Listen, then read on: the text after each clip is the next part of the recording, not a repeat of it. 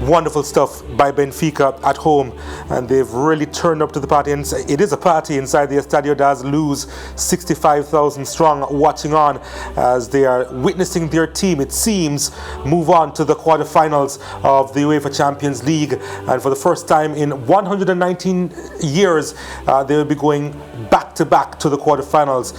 But we still have 45 minutes to go in this second leg. They do lead 4-0 on aggregate, and it could have been worse because in the second minute, Eric, they could have gone ahead, but VAR intervened just offside in the end. Yeah, and that was early in the build-up, because once it reached here, it's a beautiful movement with a world-class finish as well. But as they say, VAR catched it in the build-up phase where there was the offside. So Club Brugge kind of lucky to get away with that, because it was a firing start over here.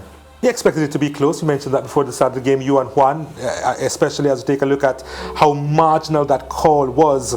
And things kind of settled down afterwards, but eventually Benfica would make their mark. They had to do some defending earlier, and they were lucky here. Yeah. The captain headed over. I think Bruges actually had some good energy going forward, especially with Long and with Buchanan up top. They had movement, passing, the type of play that we saw in the group phase of the Champions League. Was what we saw here. Were they really tested?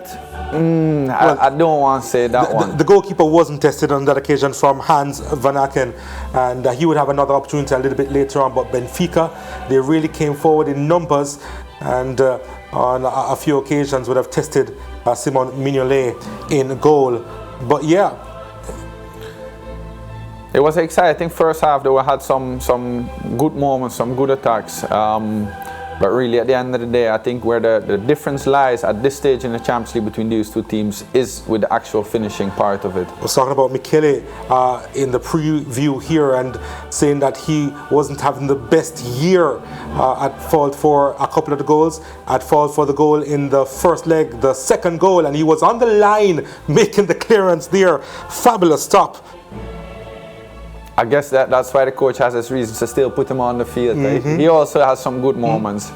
But if you see how they give away the ball over here, those kind of mistake, because they love to pass it out the back, but Benfica that has a high press, that doesn't mind having a lot of numbers in the opposing half when the other team has the ball. They get, as you say, there's a goal line clearance that really prevent that first goal, which they were hoping. But here we see it in the midfield. If we look at it, we see Nielsen in a battle with Rafa and being out-sprinted completely. And then even when Nielsen catch back over here, he gets outplayed there in a 2v1 while he has coverage. He steps into Rafa. And I mean, it is a good finish, but I really look at Nielsen. I don't know if we can see the replay again, which is really that midfield battle to just who reaches first in the box, which Rafa wins. And then even the battle in the 1v1. As we see here, we look in the midfield right by the referee. We see the battle there. Nielsen is in front of him, but Rafa starts sprinting, gets in front of him over there. Nielsen tries to pick position, which he has coverage now, but he still gets beaten on the inside. And that is a nice finish with the outside of the boot. He was too slow initially and then just couldn't recover. Exactly, which often is a result from it. Because you reach too late, you know, not set to defend properly, you're still kind of tracking back. And now the attacker has the quick feet work to really beat him over here while he thinks he can win that bomb, right foot, left foot, and then the outside right foot perfectly in the corner. Yeah, it's a really good goal, Juan. Yeah, it is. And not only is it that, I mean, it's also the recognition of Rafa to be able to understand exactly what Eric was just saying, that a player full speed going towards the play ends up playing himself out of that situation.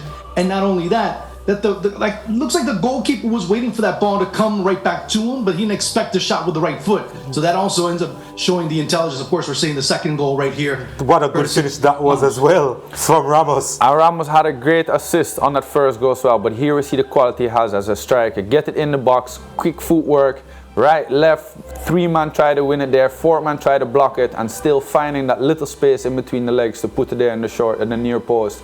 So this is quality that we were introduced to by the World Cup, but he displays it here again in the Champions League, so that's good to see. Yeah, an assist and a goal to his name, so very much on fire.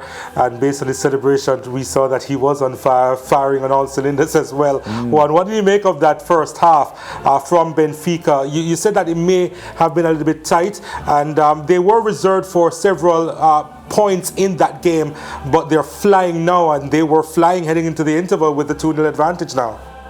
Yeah, I mean, once that first goal was going in, you knew it was going to be either a formality in terms of them just pulling the reins back, or them looking to go in and try and absolutely leave no doubt and say, you know what, the only way that you're gonna is if we completely collapse, and that's not gonna happen. I mean, if you're expecting Club Brugge to be able to score 4 goals to send it to penalties, you'd have to go back to the month of September when they scored 4-0 against none other than Porto.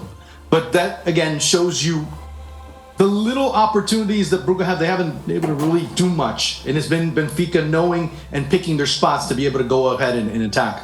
Well, the other game that's been played at Stamford Bridge, it actually started about 10 minutes late because the Borussia Dortmund bus was actually delayed on its way throughout the streets of London towards Stamford Bridge, and we can tell you that there has been a goal in this fixture.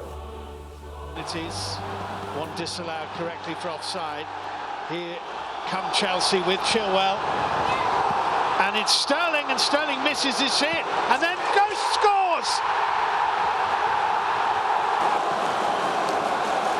Well, that's a reliever, isn't it, for anybody in blue, and indeed all the crowd. I mean, it was Messi, wasn't it, on about 2 or 3 occasions, and indeed this was a complete miss hit from Sterling. Then a little bit of luck, a ricochet, a little deflection off Royce, that brings it back into his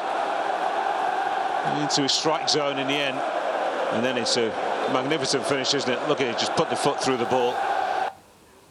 Wow, so Raheem Sterling on the score sheet there, and having 2 bites of the cherry and coming up with the result in the end. So Chelsea presently leading Borussia Dortmund at Stamford Bridge by 1-0, which would make it 1-1 on aggregate. But back to our featured game, Benfica against Club Brugge. It's a formality now, isn't it, Eric, in terms of what's going to happen from here? Yeah, I mean, it's difficult as a coach to be in this half now, but I think really the main thing for them right now is to make sure that they leave the Champions League with their heads held up high, try to still play their game, which is not just sit back. We're still trying to play and get numbers for when we go up, and maybe they can still score a goal, make it a 2-1, maybe even a 2-all, and try to still leave the Champions League with their head held up high, because when we do look at the group stage, they have a lot to be proud of for this season in the Champions League.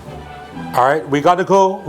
I think the predictions are still very much on point, with Benfica set to get the better of Club Brugge here. They lead 2-0 in the second leg and 4-0 overall on aggregate. We join our feed once again.